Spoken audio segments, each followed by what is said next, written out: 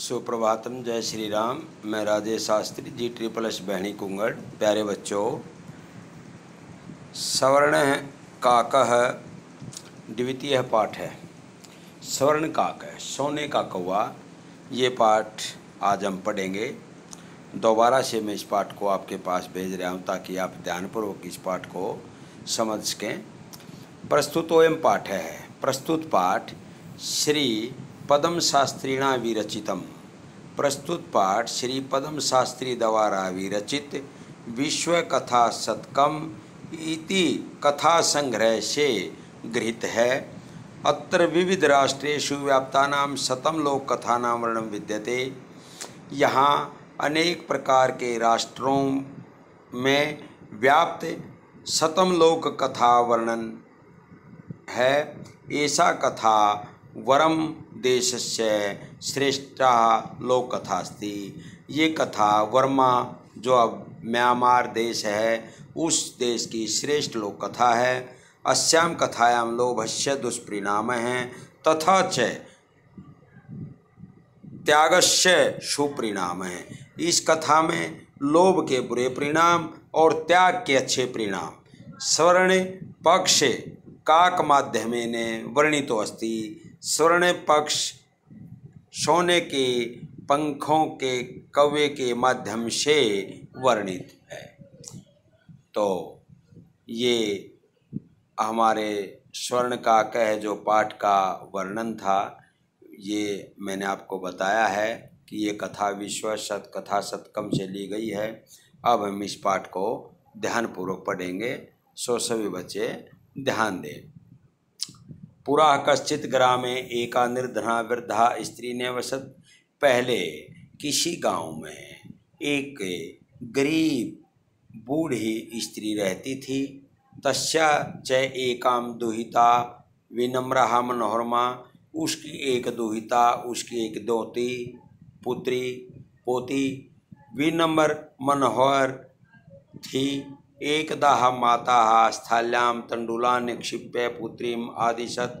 एक बार माता ने थाली में चावल डालकर पुत्री को आदेश दिया, सूर्यातपे तंडुलान् खगेभ्यो रक्ष।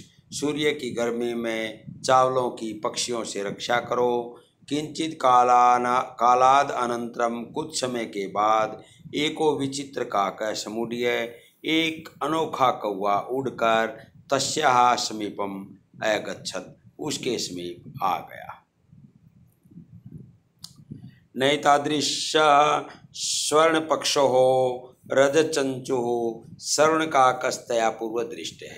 इस प्रकार का सोने के पंखों वाला, चांदी की चोंच वाला सोने का कौवा उसके द्वारा पहले नहीं देखा गया था।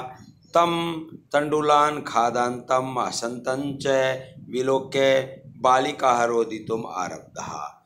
उसके द्वारा चावलों को खाता हुआ और हंसता हुआ देखकर बालिका ने रोना आरंभ कर दिया। तम विचित्वंती तम निवार्यंती सा प्रार्थयते। उसको हटाते हुए वह बोली, तंडुलान माँ भक्ष्य, चावल मत खाओ।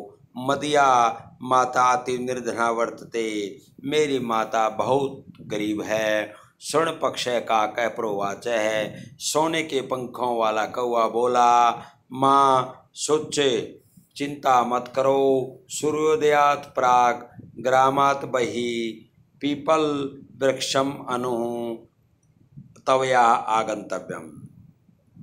सूर्योदय से पहले गांव के बाहर पीपल के वृक्ष के नीचे तुम आ जाना। अहम तुभ्यम तंडुल मूल्यम दास्यामि, मैं तुम्हें चावलों का मूल्य दे दूंगा। प्रहर्षिता बालिका निद्रामपि न लेभे।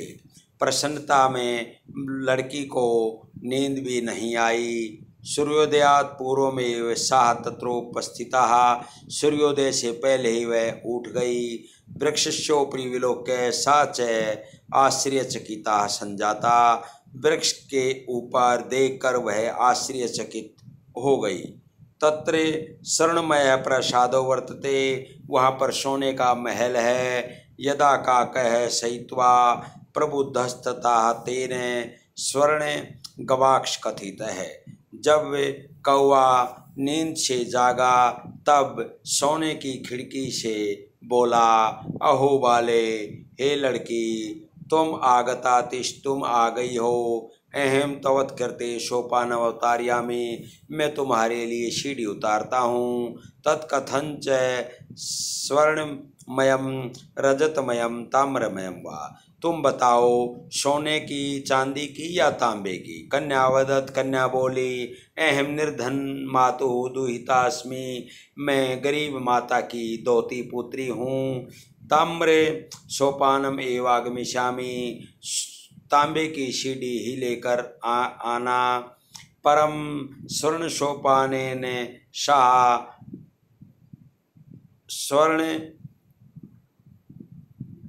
भवनम आरोहत, लेकिन वह सोने की सीढ़ी से सोने के भवन पर चढ़ गई। तो ये आपको अच्छी तरह समझ में आ गया होगा। आगे पहले वाला देख लेना, अगर वो नहीं समझ में आए तो फिर बता देना, इससे आगे फिर मैं आपके पास भेज दूंगा। धन्यवाद।